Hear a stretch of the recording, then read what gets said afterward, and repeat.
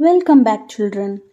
Today we are going to read a story about the horse trap from the book The Grandma's Bag of Stories by Sudhamurthy. The next day there was a surprise summer shower. The land smelled beautiful. The thirsty earth had soaked in every drop of rainwater. The children had been busy shifting the puppies and kittens who were roaming in the back of the front yard into the house so that they did not get drenched in the rain. Their respective mothers were very busy shifting the papadums left to dry on the terrace. Summer is a season when, under Ajji's leadership, pickles and papadums were made. Meenu started a calculation. Everyone needs at least 5 papadums per day for the next 1 month. 600 papadums will be needed. Tomorrow, our neighbor Vishnu Kaka's 3 grandchildren are coming. They will also eat with us these tasty papadums.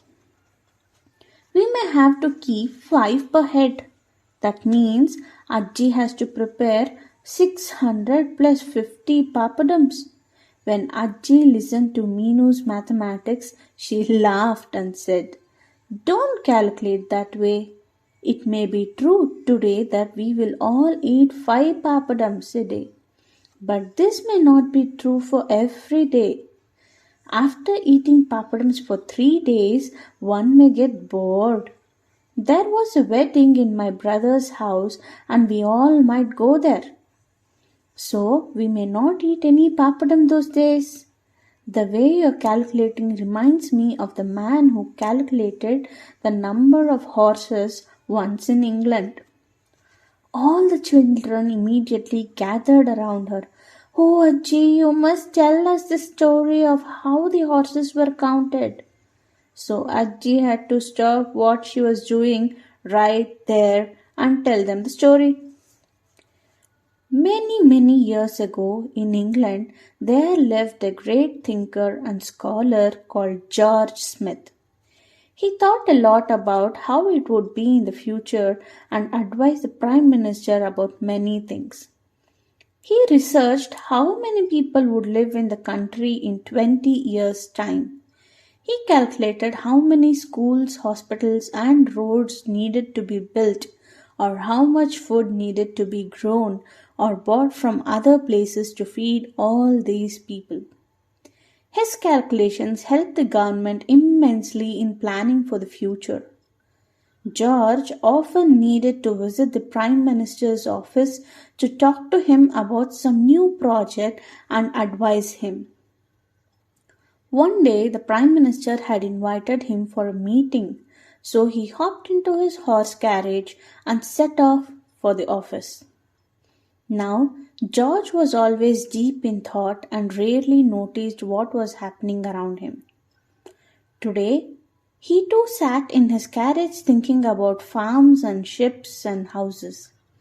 But suddenly, his carriage stopped with a jolt, and he was shaken out of his thought. There was some commotion on the road, and all carriages had stopped around him.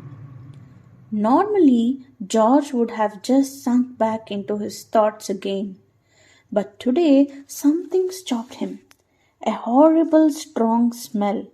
A smell that hung in air and made you cover your nose with a hanky if you were not a scholar wrapped up in your own world.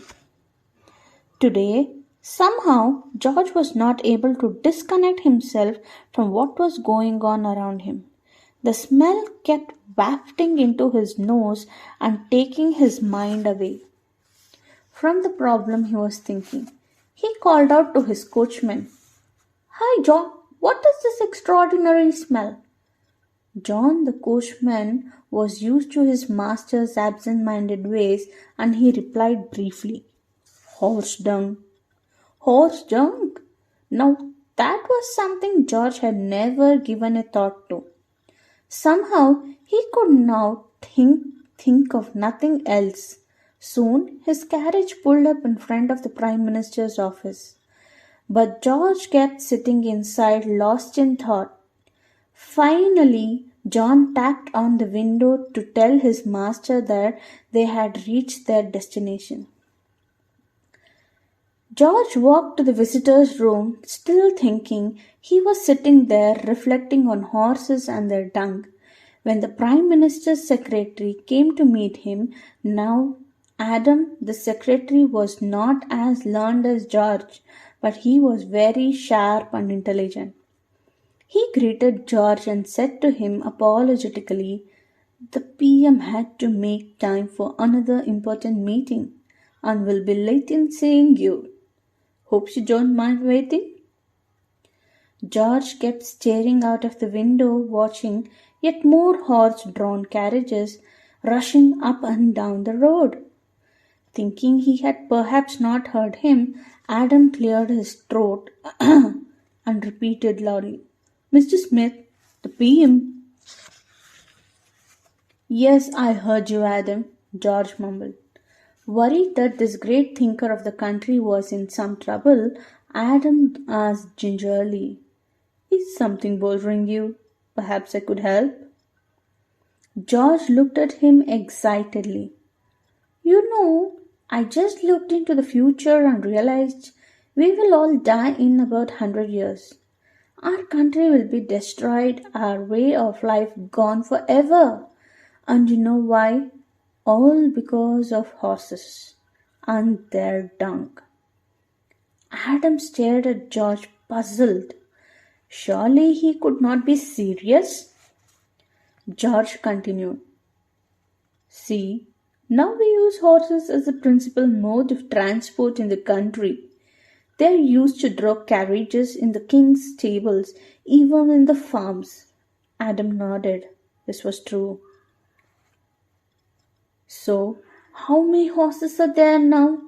Let's assume that there are 500 rich families who can afford to own a horse carriage.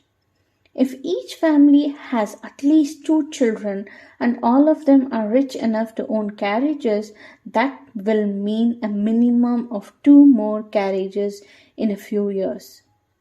Each carriage would require 2 horses, so each family would be using 4 horses at least.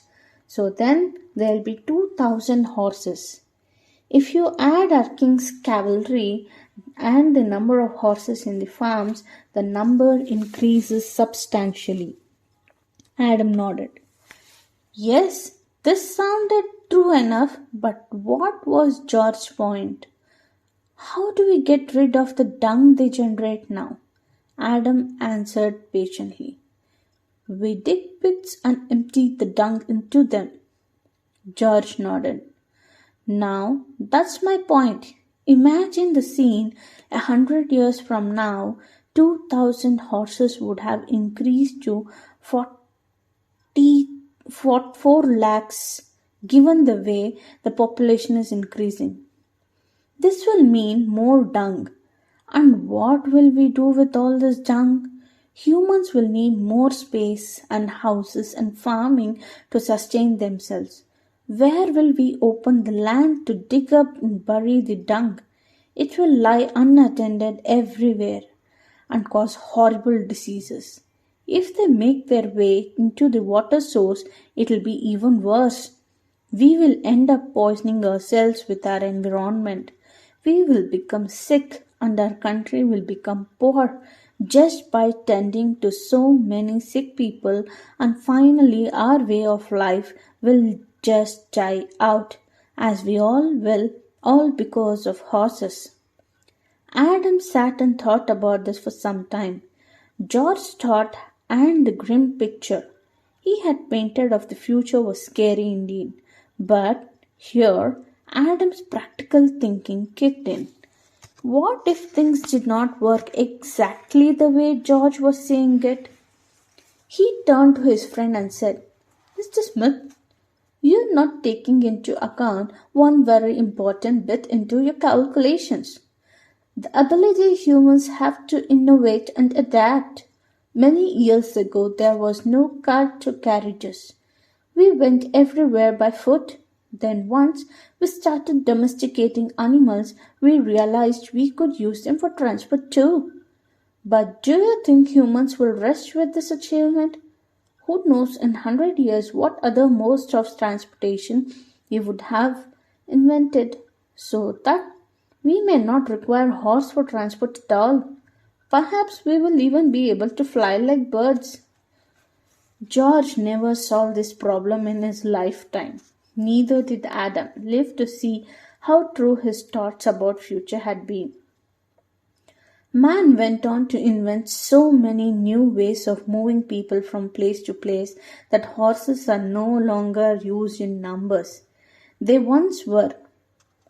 James Watt invented the steam engine, which led to the invention of railways. Then cars were invented by Carl F. Benz and became widely used in cities for transport. Finally, the Wright brothers showed that humans could fly in aeroplanes. With all these great inventions, the horse and other animal drawn carts and carriages are now a thing of the past.